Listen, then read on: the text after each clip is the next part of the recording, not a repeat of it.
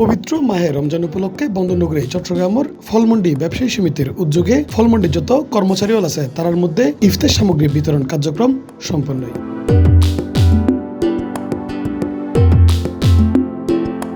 মার্চের 1 তারিখ দুপুরে ফলমন্ডি ব্যবসায়ী সমিতির স্থায়ী কার্যালয়ে উক্ত ইফতার বিতরণ কর্মসূচি সম্পন্ন হয়। এডে ইফতার সামগ্রীর মধ্যে আছিল আলু, চিনি, পেঁয়াজ, চিরা, চনা, খেজুর, সেমাই ও দুধ।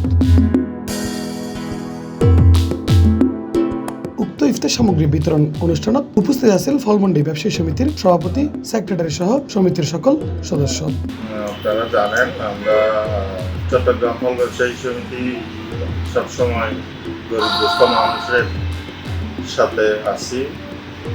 তার ধারাবাহিকতায় সামনে রমজানকে সামনে রেখে আমরা প্রায় 200 দুস্থ পরিবারকে ইফতারি আয়োজন করেছি ইফতারি সামগ্রী দেওয়ার জন্য। তার মধ্যে আমরা প্রায় 200 মানুষকে এটা টার্গেট করেছি 8টি আইটেমে। সেখানে আপনার আলু 5 কেজি, চিনি 1 কেজি, পেঁয়াজ 2 কেজি, চিরা 1 কেজি, চনা 1 কেজি, খেজুর 1 কেজি, সেমাই 1 কেজি, দুধ যেটা টিনের দুধ একটা।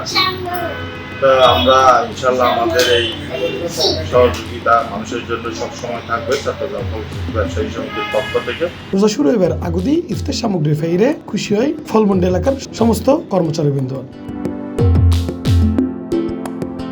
C+ চট্টগ্রাম।